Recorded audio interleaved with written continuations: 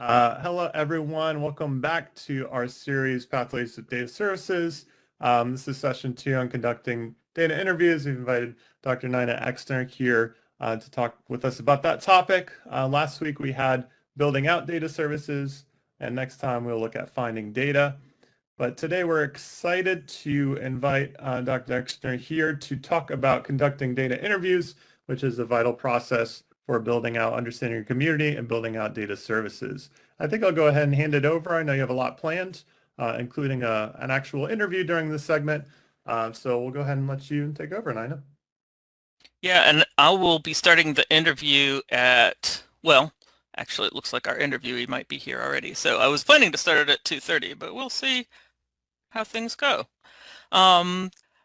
I'm Nina Exner. I'm the Research Data Librarian at Virginia Commonwealth University. I serve both our medical and non-medical campuses. And let's take it away. I appreciate you all being here to listen. I'm very not great at WebEx, so apologies in advance for the definite inevitable tech problems. I think you can download a copy of the slides for your ... Okay, yeah, Justin just put in the ... and look for content window. If that does not work, I also have an option for making a Google Slides copy if that's better. So chat with me. I'm keeping an eye on the chat. I'm not rolling my eyes to the heavens. So if you see me looking up, that's because my camera is below my second screen. So VCU has, as many of you have, a health sciences library for the medical campus, and then about a mile of separation, and then the main campus. I find, and I support both across the whole, what we call the research data lifecycle, which if you haven't heard about the data lifecycle, you will definitely hear about that before the end of this, because you can't get a bunch of data librarians together without someone saying research data lifecycle. There, I've said it. Obligation met. Someone will probably give you a diagram too, but it just looks like data going in a circle. My data management and sharing consults, which is really what I'm going to focus on today, are more lean towards my medical side of things. And my data search and discovery consults more generally tend to be on my main campus, especially with the social professions. So in a very broad strokes, I help people, or I get more requests to help people share their research data, mostly people being faculty in those cases, share their research data on the medical side of things, and then search for data that someone else has shared seems to be more towards the social professions, but not exclusively. They both span both campuses. And just to give you a sense of like how my institution services may compare to yours, we're an R1 institution, even under the old rules. We're an urban set institution. We're right in the middle of Richmond, Virginia, which is the capital of Virginia. We are an ARL library for people who care about that. And of course, we're also an OSL affiliate. We have about 30,000 students, which is big in Virginia, but I understand that it's small in some states. What that feels like will depend on your campus. So you may be wondering, what the heck is a data interview anyway?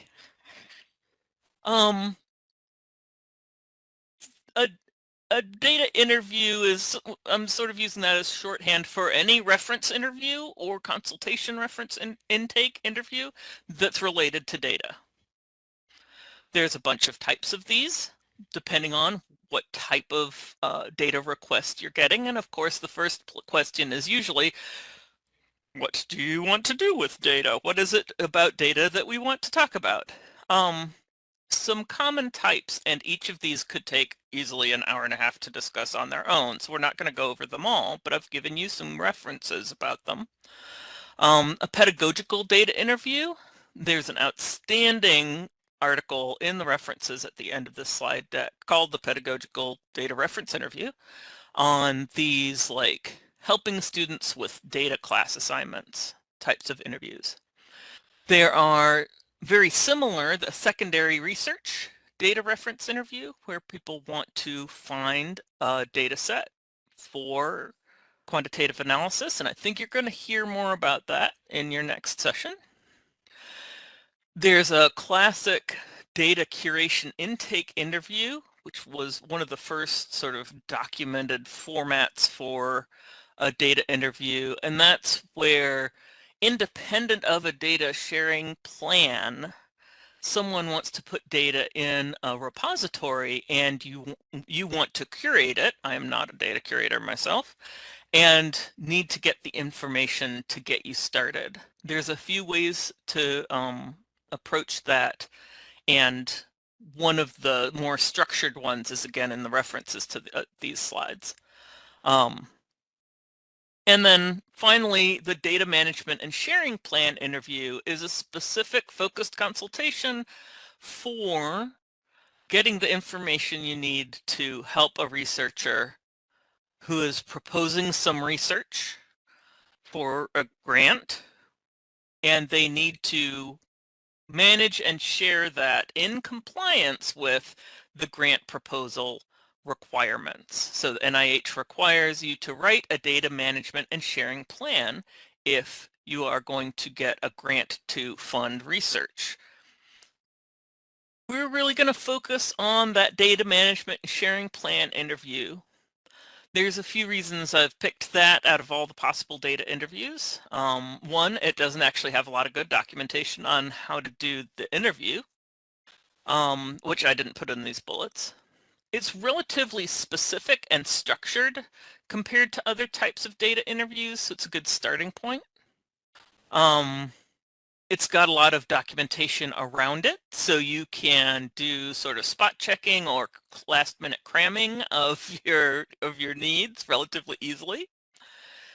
It's a good starting place because it has a lot of structure for getting used to talking to researchers. So for those of you that are coming new to the entire health sciences library profession and aren't bringing existing reference interview experiences, I think there might be an issue with visibility of your screen share, and I was mentioning that there might be two things being shared, your file and your screen. So if there's a drop-down box for participants at the top, check to see if you can choose the one that says Nina's screen. And please confirm if somebody could do that. Okay.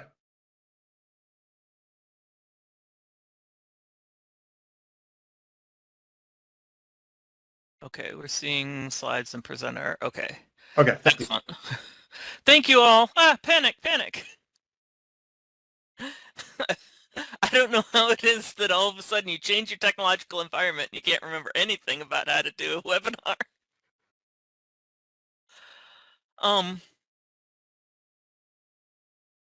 And then the kind of final reason why I picked the DMSP interview as opposed to some of the more in the wild, be any kind of thing types of interviews is because almost any health sciences research data librarian job is going to include as one of the duties and requirements helping with data management and sharing plans.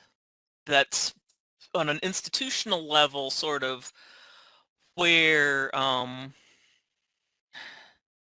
lot of the motivation for libraries to add a data librarian has just sort of jumped in the last few years because of this new policy. It's not new anymore, but last few years policy requirement coming in. And so that's going to be a really common requirement in jobs. And so it's the first one that you will really need to get a hold of or wrap your minds around. The goal of the DMSP data interview is to identify the key information in a DMSP or data management sharing plan. These are the key information items. You do not have to write them down right this second. There's going to be an option to download a copy in a moment if you don't have my slides. There's 6 elements in the DMSP. And those 6 elements are the things that we need to get the information sort of extracted from the mind of the researcher and into some sort of documentation form. It's only a dozen topics, so how hard can a dozen questions really be anyway? Just ask them 12 questions, right? Well, if the NIH could just send out a questionnaire for people to fill out, they would. Although if you've ever seen how the NIH does a grant, like the whole big grant with all the pieces, you'd know that the NIH asks researchers a lot of questions. At this point, a lot of researchers still crib from their colleagues. Someone else got a DMSP, it was approved, they just take that and change a couple of things and it'll be fine. And that's a lot of researchers' strategies for getting the 6 elements and all of their sub-questions filled out. That can have varying success. The questions the DMSP asks just aren't intuitive necessarily for researchers, and so they don't necessarily know what the DMSP really is asking for, and so they just ask someone else, like, give me an example and I will adjust it. Sometimes that works, sometimes it doesn't. Those 12 lines that I put down are from the optional format page. If you'll go to tinyurl.com/DMSP-blank, BLANK, that should shortcut you to the NIH's official optional, yes, that's really what it is, the official optional DMSP format page in Word. You don't have to download that, but getting an idea of what the form is that a researcher will have gotten and possibly been stumped by, or that that you end up helping them to fill out, that may give you some good context for now. Another place that you can get all of that format plus a lot of extra guidance is a place called the DMP tool, which is just a really useful website for all kinds of data management and sharing plans. I'm going to simplify the 6-element list that I had up with a bunch of sub-elements before to short names that are short enough to fit on my Padlet, and also so that you have a sense of like what they might mean. So I'm going to call the elements by these 6 names. First, data and metadata types. Second, code and software. Third, standards. Fourth, repositories and sharing, which is very far from what the official way that they phrase the 4th element is. 5th, considerations and restrictions. And 6th, oversight. Oversight's not going to get a lot of attention from me because a lot of campuses have very specific ways that they want you to put oversight. There was a whole complicated to-do about it. And so I'm really going to kind of gloss over the oversight part. As a note, even if you're at an exclusively medical campus, like Medical University of South Carolina, not every funded research is NIH funded, and that means not every DMSP request is for, oh, thank you so much, Justin. Thank you for the fast download upload. Justin has just put a copy of the slides link in the NNLM file space for your class. I should not have tried to get fancy with WebEx. So if you need to look up a DMSP that's not an NIH DMSP, so maybe you've got someone who's doing NSF biology because they're basic sciences, or NSF chemistry proposal because they're doing basic sciences and they get funding from multiple places, or USDA NIFA does a lot of nutrition. The DMP tool, link in the slides, is a really great place to find lots of different templates. But all of the DMSPs are going to have a certain number of commonalities. You always kind of have to do a little bit of an inventory of what data is likely to be shared. You always have to say, or help the researcher say, what repository the sharing is going to happen in, what is their data repository. And if it's for a federal grant, there's a document called the Desirable Characteristics for Repositories of Data Resulting from Funded Research, or something like that. It's a very long title, which we just call the Desirable Characteristics, which has a link in the slides that's going to go through a list of requirements that defines what a real repository is. If you want to get a little bit fancy, there's also something you may have heard of called the FAIR principles: findable, accessible, interoperable, and reusable. And almost all of the policies about repositories will appreciate some reference to these types of principles. Some of them are very easy, like using a persistent identifier, such as a DOI. And those are really important, keeping in mind the really straightforward, easy things like, will they use a DOI or is there some other persistent identifier to use? But I don't want to spend too much time trying to go over every kind of DMSP. Mostly I wanted to make sure that you had the links for DMP tool and the desirable characteristics. When we're talking to scientists and other researchers, patrons that are trying to write a DMSP, there's two terms that are almost always going to be confusing. The first one is data sharing. From a library perspective, it's easy for us to jump quickly to they must mean archival sharing and open science and open data and all that good stuff. Open access is important to us. But for most scientists and researchers, data sharing is not the long-term, after the research project is done type of sharing.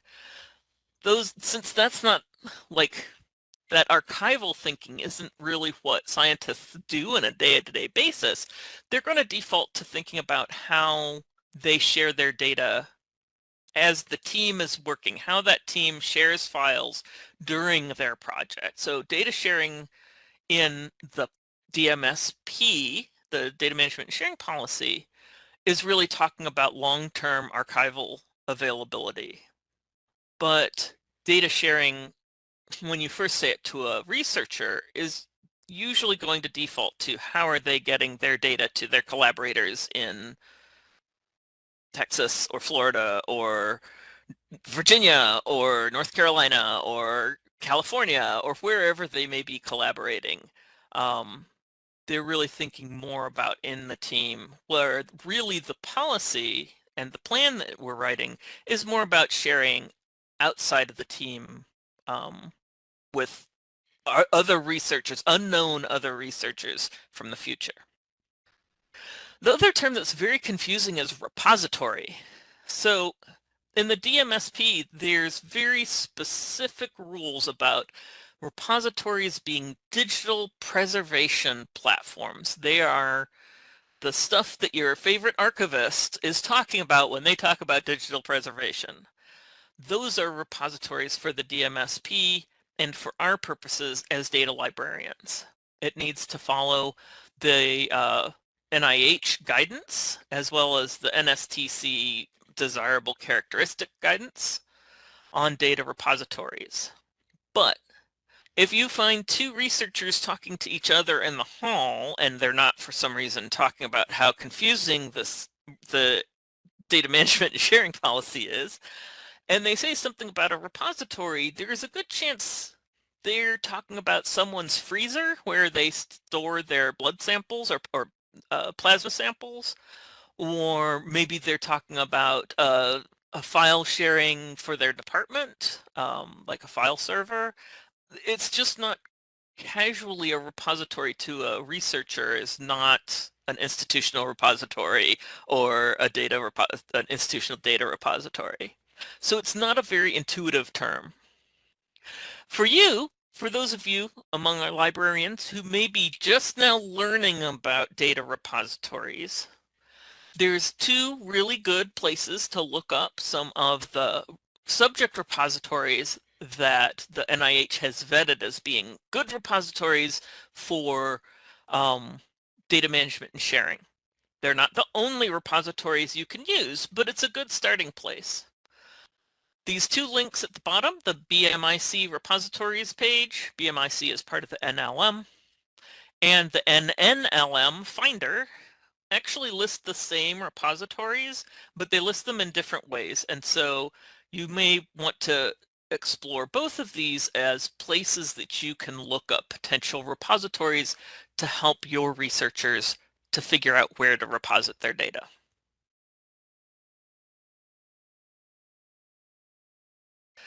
So those are terms that confuse researchers. Here's a bunch of terms that are likely to confuse librarians. It's good to learn to use some of the grant and data jargon because it helps be a little more clear to patrons while they're working with grants.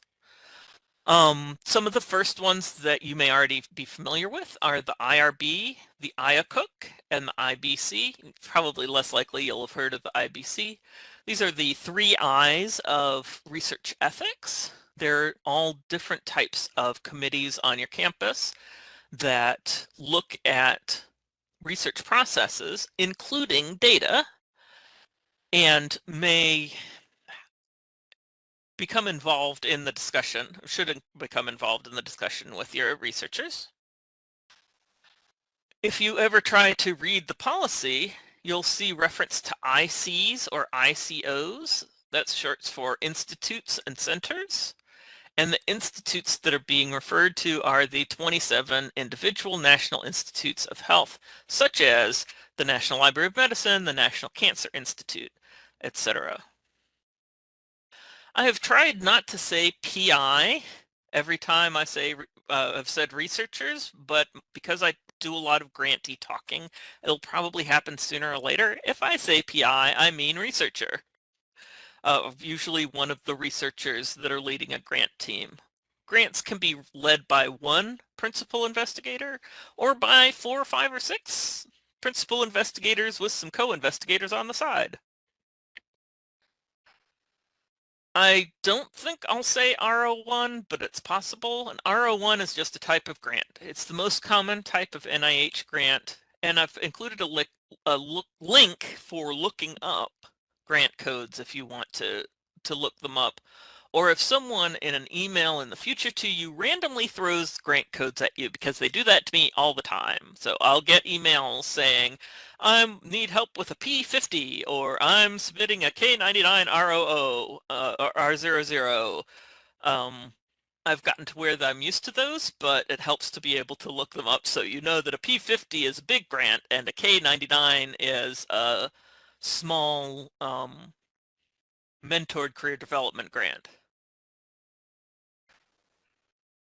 Terms and conditions of a grant I only threw in because the data management and sharing plan, as it gets approved by the final award, is a term and condition of the grant. That means if they get it, if that data management and sharing plan goes in, then the it becomes a requirement of that grant. It's good to remind your PIs sometimes that a DMSP is going to be a term and condition of a grant. It's not just a pre-award or beginning before they actually submit the grant hoop to jump through. It will continue to be a hoop to jump through the entire grant. Oh, I see in the chat someone had an email with an arbitrary code in it. I find it especially useful to know when it's a big, like, center grant that's going to involve 4 or 5 different campuses. I want to know that up front. And so being able to recognize which codes are the really big grants is helpful to me. I already slipped up and threw one of these jargons about the grant process in. The stages of a grant start with pre-award, which is before they actually make money. So this is writing the grant, or writing, technically it's not a grant, it's a proposal, but we call it grant writing anyway. Writing the proposal and submitting it. And then post-award is the stage that only those who get a grant awarded are going through. And there's a couple of terms I've thrown in there. The only one I think is going to come up today is closeout, which is the end of the entire funding period. I will certainly say closeout at some point.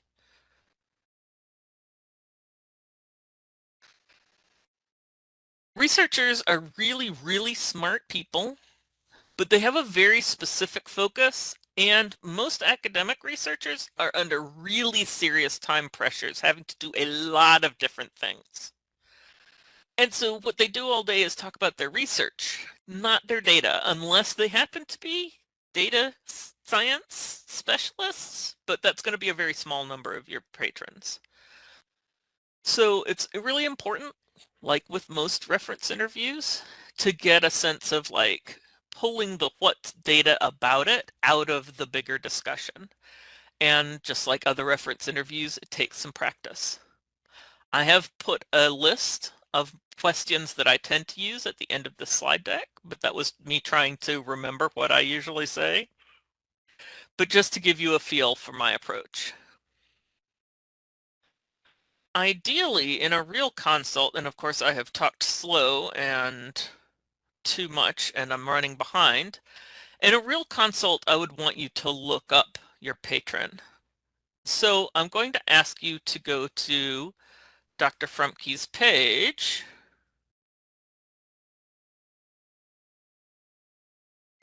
We're not going to have time before I start talking to him in a moment to discuss what you found, but I would like you to go ahead and take a look at this page, which I have only skimmed past.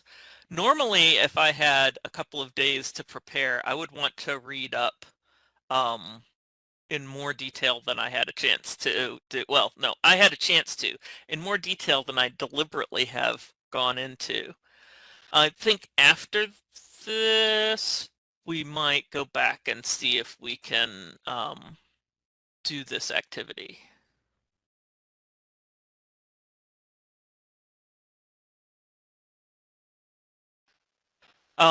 So instead, I'm going to move forward to the interview activity because Dr. Frumke's here and it is 2:30. So I would ask you to, if you can, find a notepad. You don't have to do this, but if you're willing, get a notepad and a pen. Write down your elements of the DMSP, which are data, code, standards, repository, and restrictions. And then as I talk to Dr. Frumke, whose name I am probably mangling, I would like you to see if you can listen to try to pull out some of those elements from our discussion.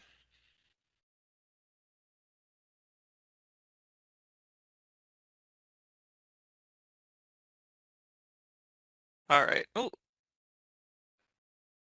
now I can't see. I stopped sharing my slides, or I tried to stop sharing my slides.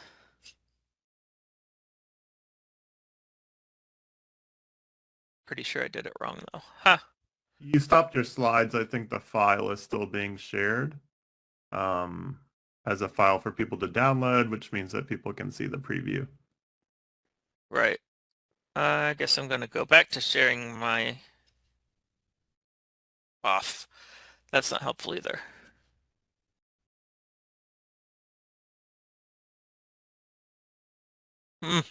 Okay. I just failed at technology today completely.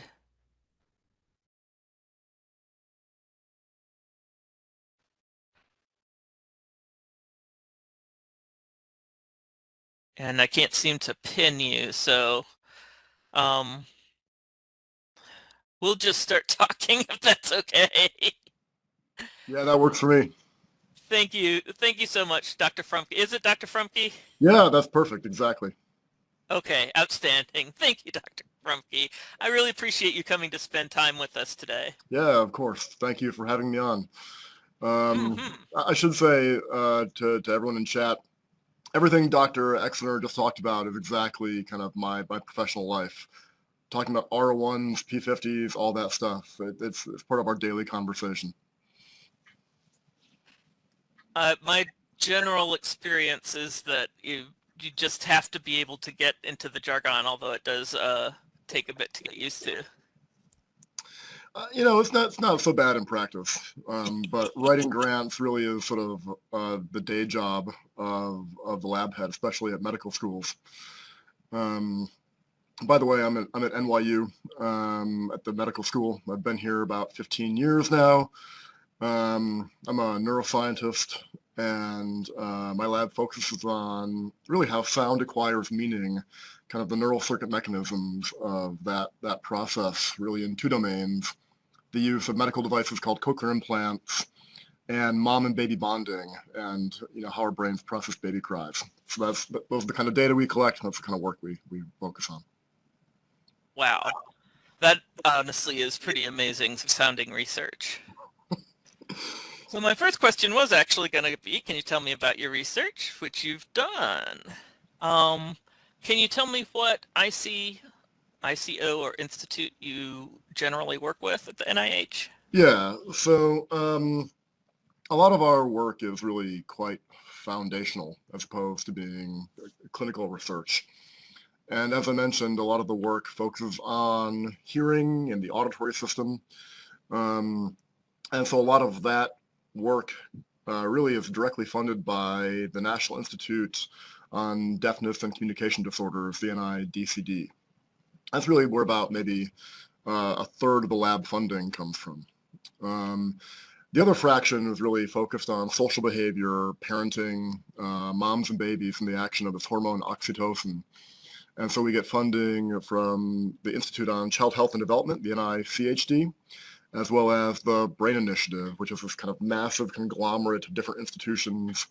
And most of our funding there comes from the NIMH, the Institute on Mental Health, the NINDS, Neurological Disorders and Stroke, and some more recently from NIDA, the Institute on Drug Addiction, because they've become really interested in behavior kind of broadly, even on beyond addiction. So they fund a lot of stuff now in that area.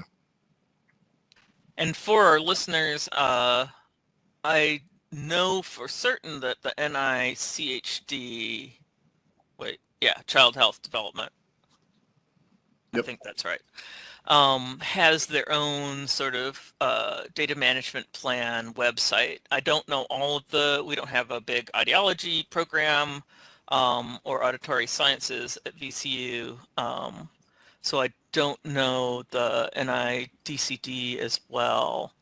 But so a lot of times I would jot those down so that I can look them up and find out if they have their own guidelines. That's why I ask. Oh, for sure. Yeah, all these. And the Brain Initiative the Brain Initiative's got a lot of its own stuff going on. Oh, for sure. Yeah, because they really are interested in kind of data curation, data storage, data sharing, and even funding mechanisms to do that in kind of new ways, just because of the kinds of weird new data sets that people that they fund are collecting. Yeah, seriously, we've heard some really interesting stuff coming out of neuroscience and data sharing, but it's moving so fast. So can you tell me about the data files that you see in your labs? Like when you save your research on a computer, what types of file formats do you work with? Sure, yeah. So in our lab, there are kind of two main data types that we generate. One is sort of physiological data of different kinds, and the other is behavioral data, which are essentially audiovisual movies. And those are really cumbersome, and it kind of actually it's still kind of an unsolved problem in the field of sort of data management. A lot of neural recordings the kind of activity patterns we measure in the brain with electrodes. They're just time series data. They're little blips sampled at pretty high rates, but they're still pretty small, all things considered. Sometimes we do microscopy, we use imaging, and those data sets can be more on the order of terabytes than gigabytes. But they're still pretty small relative to the behavioral data that a bunch of labs now are acquiring. So these physiological data sets come in proprietary data formats, depending on the software that the microscope company or the neural recording company makes you use. They can be ported into Excel files and MATLAB files, which are pretty standard. So it's important to include the metadata, that's kind of the description of the experiment itself, or some of the analyzed data, along with the kind of raw data files. If you can imagine, like, blips on an oscilloscope screen, or the sounds that are being generated, picked up by a microphone, it's just that kind of data.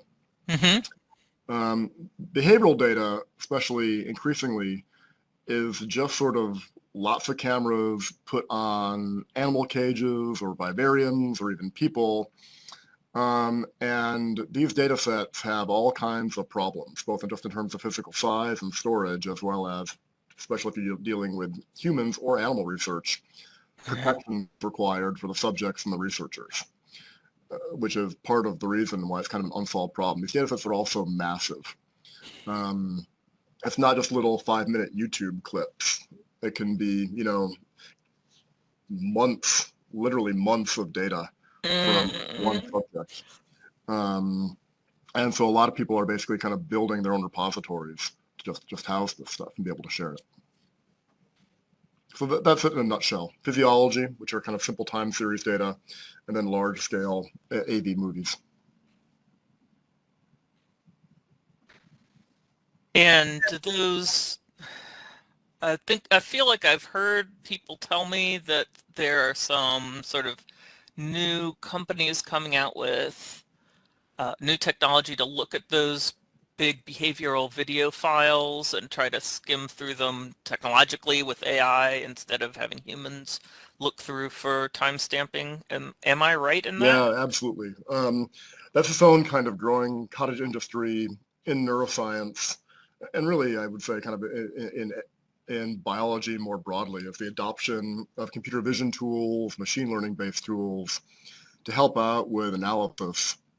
Especially, for example, if you want to track, suppose you're doing field work and you want to track, one animal moving here and moving there, being able to identify and keep consistent the same animal or agent frame by frame, even when the animal might be occluded or obscured behind some object or another animal, that's been a challenge. That tech is getting better, but that analysis then kind of generates its own sort of metadata, all of the tracking and aspects of the neural networks used for the analysis, which also then kind of need to be saved so that other researchers can kind of replicate the analyses that people have done on these primary data sets.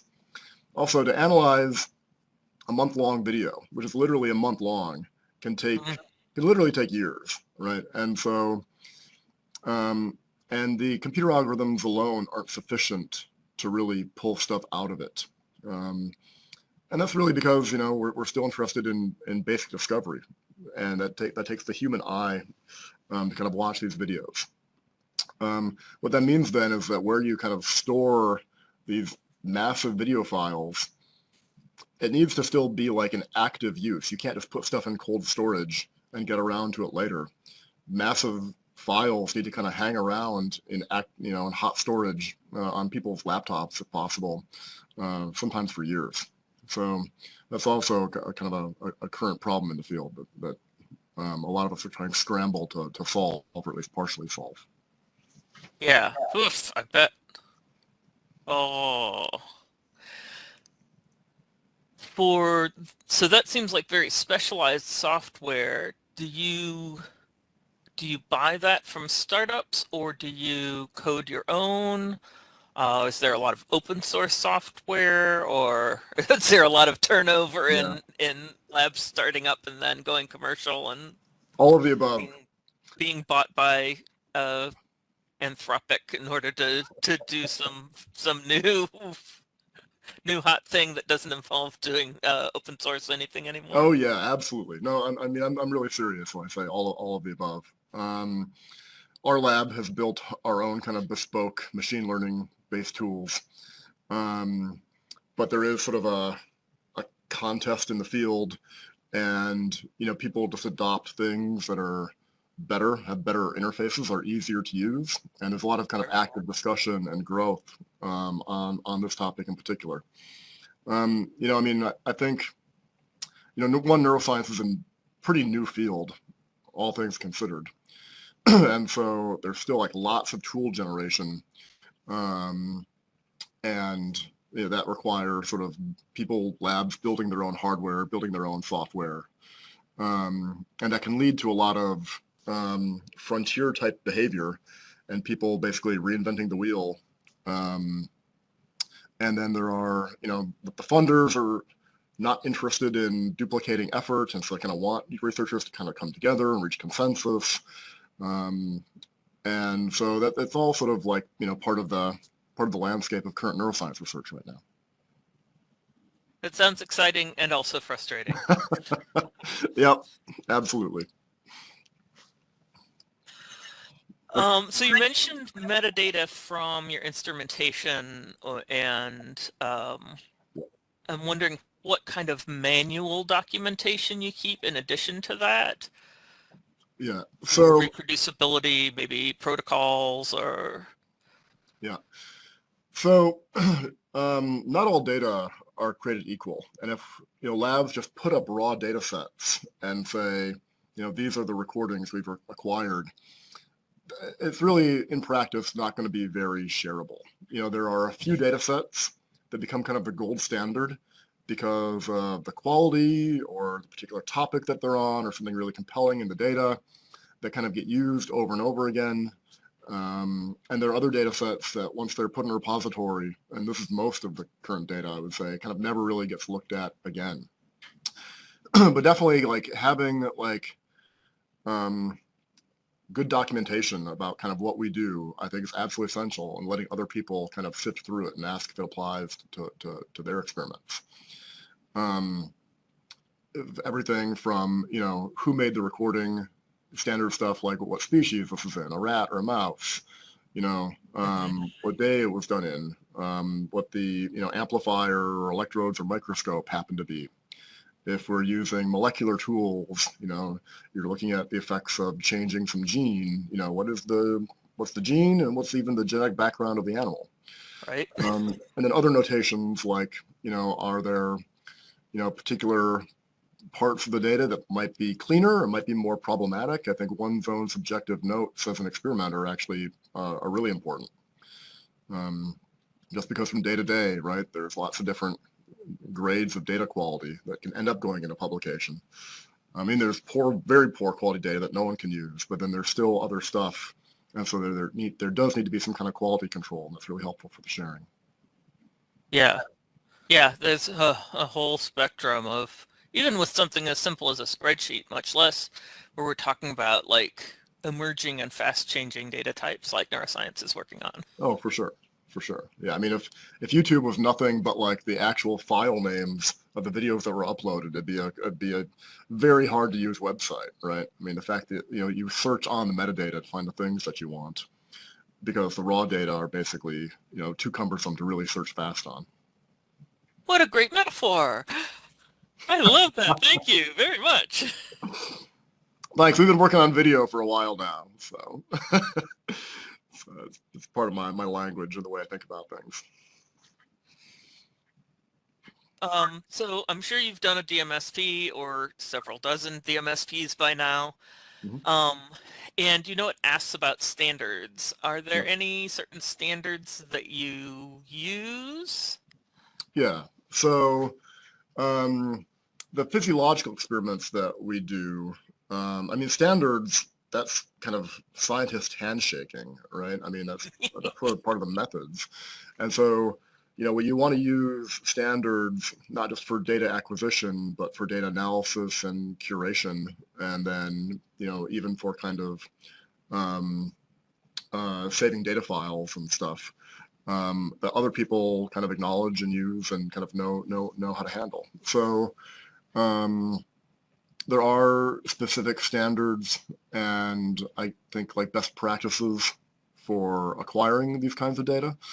For neurophysiology, there's a group called Neurodata Without Borders, NWB, that has really been, important for kind of consensus building and kind of reaching out to different labs to talk to them about what they do and to kind of interface with this repository called Dandy, where we can then kind of save the data, right? There are lots of different repositories. Dandy happens to be specifically for neuroscience type recordings. And so honestly, these things are amazing. There's been a lot of effort put into this, including money from the federal government. But I think it's finally, I would say, becoming pretty usable. So that's kind of one thing. And then on the video, there are kind of standards for video analysis that fields reach either informally or even quite formally to kind of have consensus on. In terms of the kinds of markup for video, the sort of behaviors that we're looking at and that kind of thing. So I would say there's sort of a range of kind of formal and informal standards. And I think certainly in the last 10 years or so, neuroscience has become a lot more serious about that. Can you name any particular ones for video?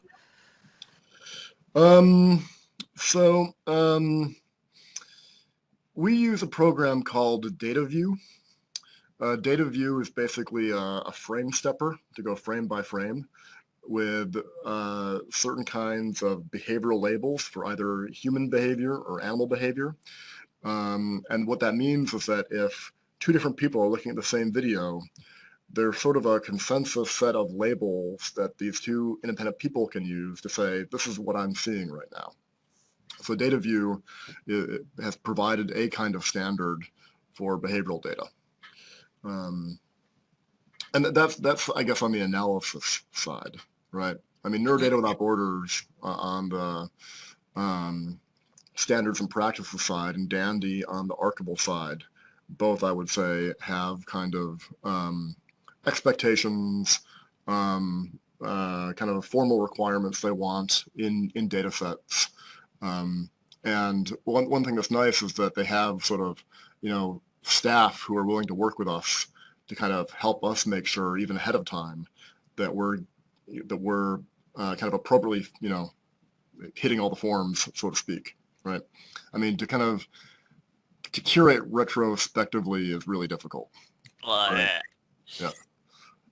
Especially because you might have a PhD student who's basically leaving the lab or has already left the lab.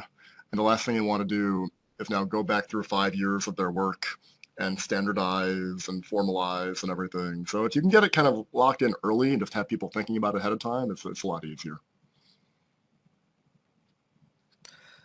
Yeah, and actually having a really good sort of stewardship team like Dandy has or like the Heal ecosystem is another one that's got a really good set of curators that we can reach out to that are then curators on their side, and we can all sort of talk to each other and try to get the best deposit that we can.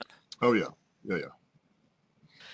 Any other specific data collection standards? We've sort of hit on the curation and archival side, and we've hit on the analysis side. Do you have a minimum data set or common data elements that you refer to in your field? I mean, some of this stuff is just so kind of raw and new that I'd say not really, right? I mean, I think that there is sort of a bottom-up thing that happens where once a few different investigators or labs begin working on the same thing, there is sort of a natural tendency to try to, come together and work on main problems.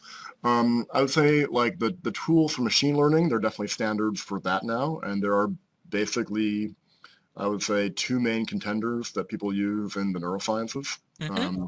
There were, I would say, a dozen or more different programs or applications, and just through work over the last 10 years, there are sort of two main systems. They're called Deep Lab Cut and SLEEP, which is an acronym. But they provide kind of a set of standards kind of baked into the programs. And I think that's also made it easier for the researchers, the students and stuff in different labs to talk to each other, because now they're kind of using the same program. And so that really eases the way for communication. Thank goodness. Yeah, absolutely. And so it sounds like the archive that you mostly use is going to be the Dandy ecosystem. Are there any other places that you either share your data or download data from regularly? Yeah, so a lot of our work on animal behavior and the use of video as a data set is inspired by a colleague of mine here at NYU. Her name's Karen Adolph.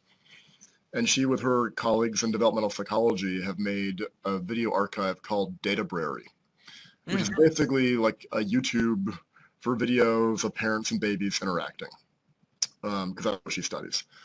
And so it's about 80 labs or so around the world that came together and over about 10 years developed a set of standards and best practices and built an archive, because you don't want to ask parents over and over again to have their kids videotaped over and over again if different labs or researchers can use essentially the same video and extract different things from it.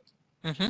One lab might be interested in, you might take a video of like dinner preparation, and one lab might be interested in how parents and kids communicate to develop particular kinds of skills. Another lab might be interested just in the culture of food preparation. So why have two different videos and two different teams? Why not just get one good clean set of video that everyone can use? And then of course, because these are parents and babies, you want to firewall this and have like good protections around it. And so they really have figured out how to do a lot of this. And so we've been hybridizing with them to see if we can host animal videos using their infrastructure also. So Databrary, I think, is something quite special and unique in the research world, because we just can't put data on YouTube for various reasons, right? Right. Yeah. That leads me into, are there ethical restrictions? You've kind of alluded to this already, that you would, when you're doing a data management and sharing plan for specific aims coming out of your lab, do you typically have to get IRB, consent clearance? It sounds like you do a lot of animal research, so are there restrictions IACUC is concerned about? Anything like that? Yeah, that's correct. So we also do some human work, mostly in collaboration. So I'm on a few IRBs. We have all kinds of animal protocol specifications for the animal work that we do. Usually the vets here, the IACUC team, once it gets to the level of data collection, they're kind of out of the loop. So questions actually about like, are we going to host this on a private website, on NYU's website? That's actually more of a question for really for the library, as well as just sort of IT itself, because of issues related to data ownership as well as security. If you're a researcher studying, some gene in E. coli or yeast or something, you might not worry that much about it, but we're interested in animals.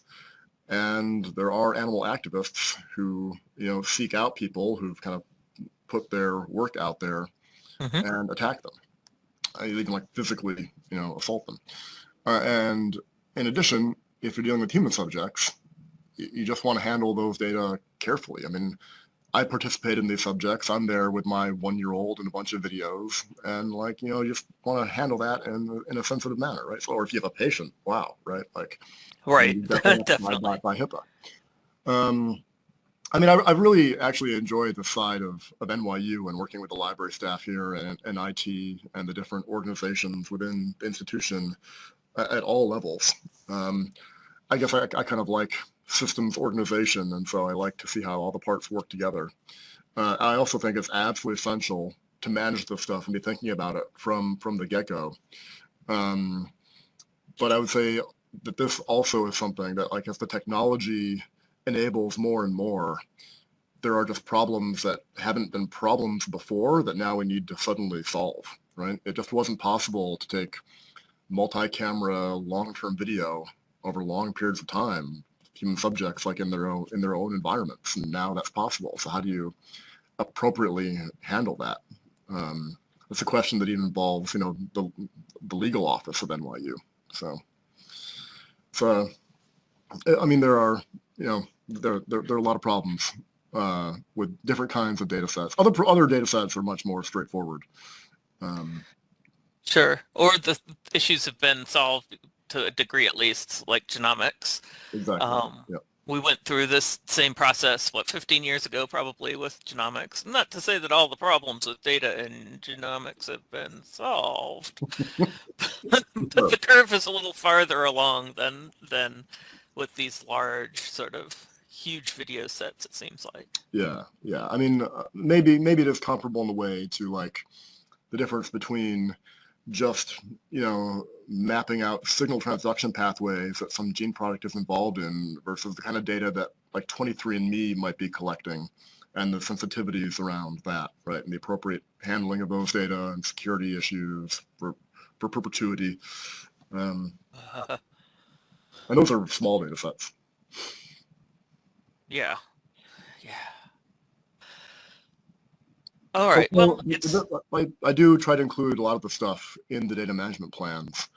And kind of to your point earlier, you know, I would say that because a lot of our science is sort of in face, sort of the same from proposal to proposal, we get a lot of reuse out of these things. Kind of once you have sort of a good one, I would say we and other labs just kind of tend to stick to it. Like I mentioned, I like working with the library, so I've tried to bring in Dr. Circus and her team when I can, especially to make sure like we're sort of like up to par with what we want to do. not to mention you have one of the best teams anywhere, honestly, in data libraries. I don't know that I can think of any that are a whole lot better than the NYU library team. So. Oh yeah, I mean, I've really enjoyed it. Elisa and I have a couple of grants together. It's been a lot of fun to work with them. Yay! Thank you, Elisa. And thank you, Dr. Frumke, so much for spending time with us. Yeah, It's the top of the hour, and I don't want to take up all of your day. We really appreciate that you came to talk to us, though. Thank you, everybody. Good luck with your individual programs and endeavors. Really, I mean, I think that what you all do and are up to is super important. It'll become increasingly important in the weird years ahead. So weird. Thanks for the shout out. See you around. Bye, everybody.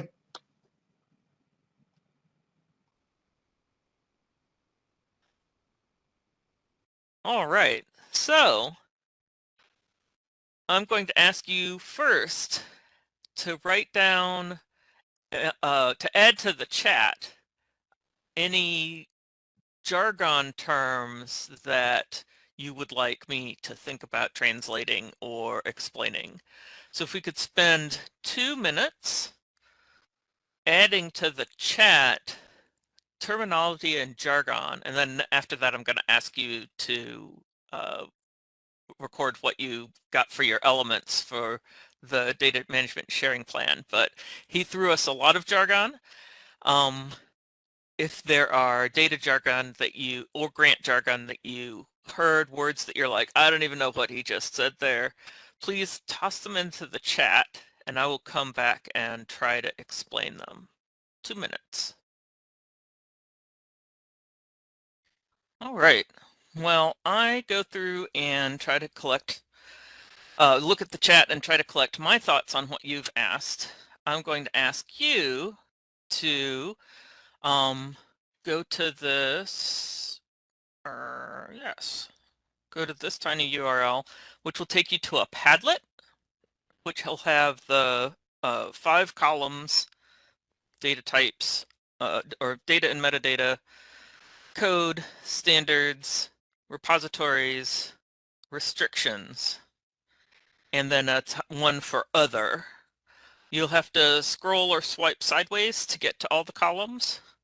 And anything that you caught, you think would fit in one of those sections, go ahead and toss those in or upvote other people's additions. Now, I saw mentioned in the chat it was a lot and very fast. I agree. He was intense. And he was being really helpful because he gave a lot of good data hints, but it was a little bit like having 2 conversations. We were having our DMSP interview, and he was also giving really good advice at the same time. So while that was outstanding, it was also added to the sort of fire hose effect. You're not expected to catch everything, but maybe between all of us, we'll have caught a few different things. So if you could spend the next 5 minutes, I'm going to set a timer again and turn my mute on again, seeing what out of what you heard you can slot into one of the 5 seconds of the DMSP. 5 minutes. All right. Let me go ahead and hit what we had in the chat. I see FISMA from last week is the Federal Information Security something Act. I want to say management, but I'm not sure that's actually right. It's a set of guidelines that the feds, all of the feds, well-established guidelines about data security for anything that's touched on by federal stuffs. Dandy, someone correctly caught that the Dandy, as in the archive, ends with an I, D-A-N-D-I. And they use a couple of modernizations. Someone correct me. Federal Information, thank you very much. Federal Information Security Modernization Act. Dandy ends with an I, and one of the sets of metadata and also structures of data, sort of constellation of standards that they use, is the Neuroscience Without Borders standards. So in a way, writing this DMSP would be a little simpler than some, because there's an established, fairly far-reaching repository, that's Dandy, and it has a baked-in set of metadata and file structure standards and curational approaches that can be handled by the repository, and the researcher seems to know it really well. And so that makes it a lot easier in some ways. We saw the lab data formats that he said there were 2 emerging AI standards that were sort of coalescing as the favorites of Deep Lab Cut, which is squashed all together, and I discovered has a GitHub for it, and then SLEEP, all in capitals as an acronym. That leads to what someone gave us a very good question of handling proprietary tools and the data attached to them, which is also connected to the what happens when you've got data that's sort of embedded in a proprietary tool. Justin or Elisa, if you're still listening, are we going to hear from Genevieve later on in this? Are they going to hear about software curation at all? I don't believe so. Okay, that's pretty in the weeds. So you'll get the shallow end with me because I'm not actually a software curator specialist either. You're probably wondering what I am a specialist in. I'm a specialist in grants and to a lesser extent talking to researchers, but don't ask me to curate. So there are a lot of people who talk a lot about code sharing and how to best share the code that a certain lab produces. And he did talk about a little bit, Dr. Frumke talked a little bit about doing their own coding. There's also, though, with these proprietary or relatively new tools, especially in the lifespan of science, a scientific grant runs 3 to 5 years plus about a year's lead time where they're setting up. So if you think about it, there are some sort of the big ChatGPT explosion was only about 3 years ago. So there are grants, there are scientific projects where the grants were proposed before ChatGPT really became a popular thing and that are just now reaching their closeout stage. So AI is changing super fast. Whenever possible, you want to try to get your PIs to commit to exporting an interoperable format or a general format of their data if it's going to be embedded into a proprietary software. Now that's easier said than done with something like video. But if there's a way for it to send out maybe a spreadsheet of time-stamped activities, I'd have to dig into it. I sort of end up cramming on a lot of software documentation and seeing like, what do they say about exporting or sending to other people who might not have the same software, and how do I save it for later, or what happens if this company stops supporting this file format, and seeing if there's anything that can address that. The NIH would like addressed whether there's going to be sort of locked in data that has to use a certain proprietary file format, and how we're going to address that if possible. I saw MATLAB was asked about.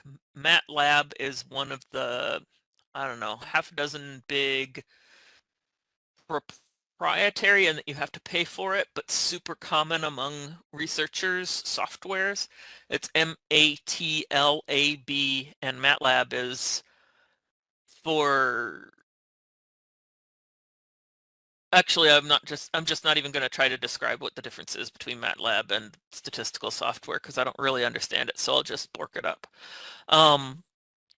It's different from like SPSS data and SAS. It does something else. I think it has to do with, well, no, I'm going to bork it up, so I'm not going to lie and make up parts of it. Elisa, I see you coming on. Does that mean you can explain MATLAB? Yeah, it's more akin to R than something like SPSS. It's kind of a software platform, so you're coding in it, but it has like a lot of built-in functions. It's used a lot by neuroscientists. It's used a lot by engineers. I know a lot of people who are doing like simulations use MATLAB for it. Yeah. But I know that's not the only thing it does.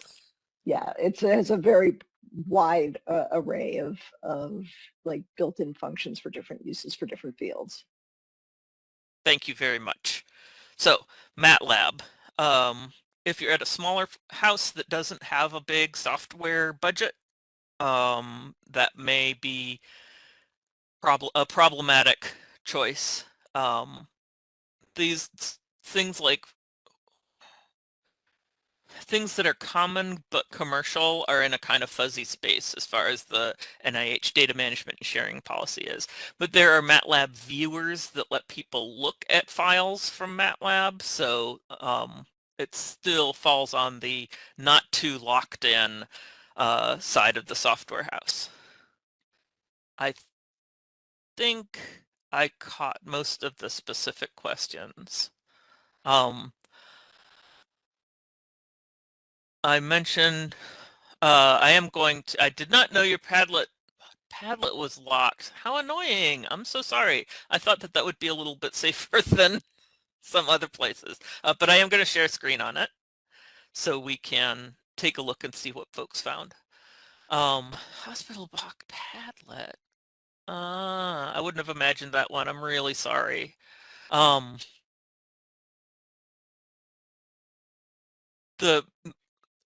reminded because someone pointed out that it was a lot to sift through, and it is a lot to sift through.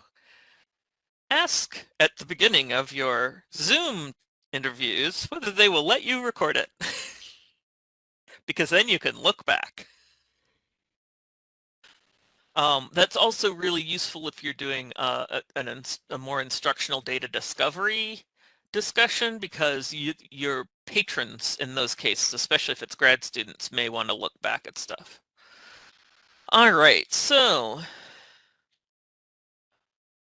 he, like a lot of researchers, gave us a lot of the research parts without necessarily getting into the file types. So ideally, the NIH would like to know, when you say time series data, what does that look like? And I probably would have pressed him more in a real 1-hour consultation for like, okay, can you tell me what that looks like? Exactly what file formats do you save? After you add annotations, what does that format look like? But since he told us about his colleagues, I've already forgotten,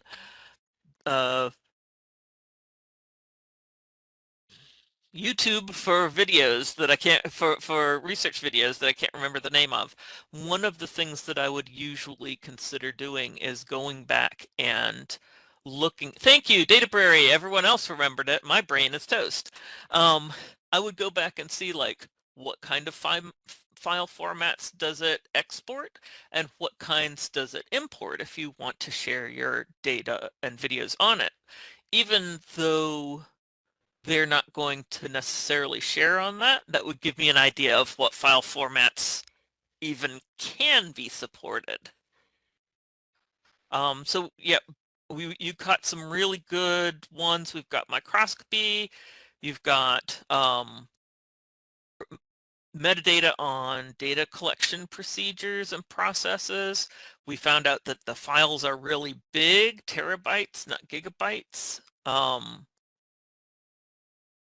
That they're sometimes 30 days to 6 months worth of 24/7 video of mice doing their things. So collaboratively, it looks like we've caught actually quite a lot of really good details about this data. Code and software, we found out that there's Excel is used for a lot of the stuff, and then that there are these boutique machine learning tools or bespoke tools that are starting to come out. Someone caught Data Viewer as one of those, or Data View. Someone Googled it to find it. Okay, so Data View was VYU. I hadn't caught that one before. And digging into their documentation would normally be one of my steps that I would need to take as well for this, to see, does that tell me anything about the file formats and preservability, and whether there's anything that the Data View company says about maybe interoperable viewers or something that could go into a data management sharing plan. NIH, the NICHD and NINDS, those are specific institutes in the NIH. They do run their own repositories in some case, but this Neuroscience Without Borders is really where those standards are going to be. We've got a couple of ICs. Those institutes are not exactly standards, but looking at their websites will tell us a lot of NIH-centric stuff. But Neuroscience Without Borders and DANDY. And then, yeah, I didn't catch if there was a standard for the video markup. I would then have to go and look in this data view and see, do they have a standard with them? The repositories, we got DANDY, we got, which ends with an I, but there's no way you could hear that. We got Databrary, which was the colleagues' video sharing environment. So we caught those really well.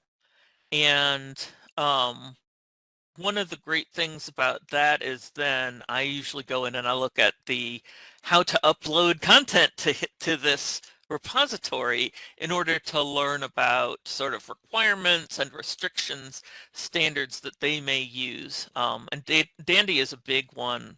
It's one of these really large, complicated repositories. So reading through their documentation can be really informative. Restrictions to worry about, we've got human and animal, and someone caught also potentially HIPAA if they are also, if they were recruited through the clinical environment or if they have any clinical connections.